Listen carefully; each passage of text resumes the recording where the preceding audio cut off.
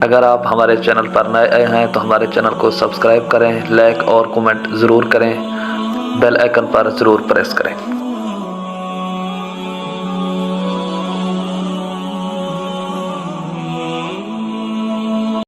السلام علیکم ورحمۃ اللہ وبرکاتہ۔ دوستو، میں ہوں عبدالغفار الغفاری اور آپ دیکھ رہے ہیں خوشحال پاکستان۔ خوشحال پاکستان میں خوش آمدید۔ انجینئر محمد علی مرزا کے اندر دو خوبیاں ہیں۔ وہ دو خوبیاں کون سی ہیں؟ ان میں سے پہلی خوبی ہے جھوٹ بولنا، اور دوسری خوبی ہے الزام تراشی، تہمت اور غلط بیانی کرنا۔ پہلی خوبی کہ انجینئر محمد علی مرزا جھوٹ اتنی ڈٹائی کے ساتھ بولتا ہے کہ جس کی کوئی حد نہیں ہے۔ اور دوسری بات کہ انجینئر محمد علی مرزا الزام تراشی، تہمت اور غلط بیانی ایسی کرتا ہے کہ انسان انہیں صحیح اور سچ سمجھنا تصور کر دیتا ہے۔ یعنیوں کو اہل کتاب سے بہتر قرار دینا یہ اتنا بڑا جھوٹ ہے جیسا کہ کوئی شخص یہ کہہ دے کہ کوا سفید ہے۔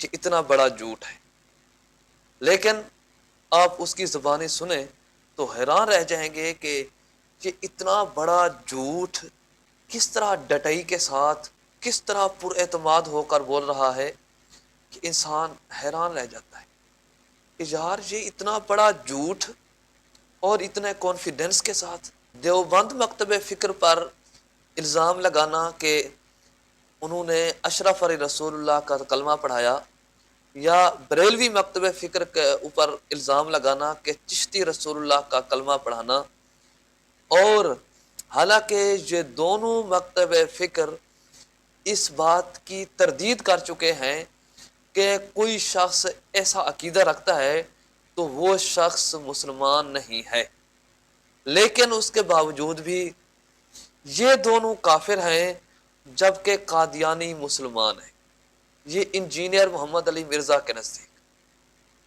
اور پھر کہتا ہے کہ ہم تو کسی کی تکفیر نہیں کرتے، ہم تو فرقہ واریت کو ختم کرتے ہیں، ہم تو فرقہ واریت نہیں پھیلاتے۔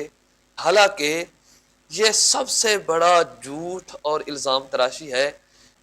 کسی طرح قادیانیوں کا راستہ ہموار کیا جائے، مذہبی لوگوں کے اندر بھی بار بار یہی بات پھیلا کر قادیانی اہل کتاب سے افضل ہیں، قادیانی اہل کتاب سے اچھے ہیں، تو یہ تمام چیزیں دراصل قادیانیوں کے لیے راہ ہموار کرنے کے لیے کی گئی ہیں۔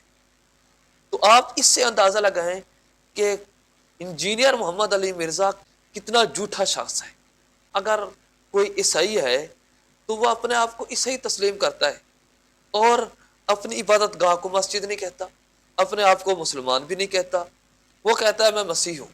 اور اسی طرح اگر کوئی یہودی ہے تو وہ اپنے آپ کو یہودی تسلیم کرتا ہے، کہتا ہے کہ میں یہودی ہوں، میں مسلمان نہیں ہوں، اور اپنی عبادت گاہ کو مسجد بھی نہیں کہتا، اپنی عبادت گاہ مسجد کے طرز کے اوپر بھی نہیں بناتا۔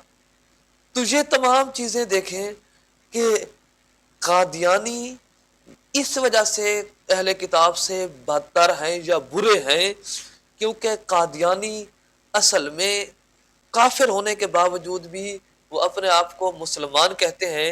ایک آدمی کتے کا گوشت بیچ رہا ہے تو وہ کہتا ہے کہ یہ کتے کا گوشت ہے، اسے خریدو یا نہ خریدو یہ تمہارا عمل ہے، لہذا یہ ہے کتے کا گوشت۔ دوسرا آدمی بکرے کا گوشت بیچ رہا ہے لیکن دراصل وہ بھی کتے کا گوشت ہے، وہ کتے کے گوشت کو بکرے کا نام دے کر بیچ رہا ہے، کہتا ہے کہ یہ بکرے کا گوشت ہے حالانکہ وہ کتے کا گوشت ہوتا ہے۔ تو اب آپ بتائیں کہ ان میں سے زیادہ برا کون ہے؟ برے تو دونوں ہیں، غلط دونوں کر رہے ہیں، لیکن ان میں سے زیادہ برا وہی ہے جو کتے کے گوشت کو بکرے کا گوشت کہہ کر بیچ رہا ہے۔ اور یہی حالت قادیانیوں کی ہے۔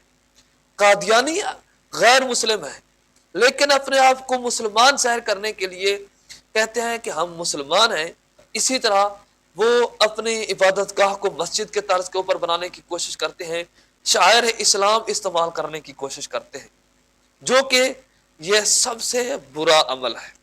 قادیانی اہل کتاب سے بدتر ہے۔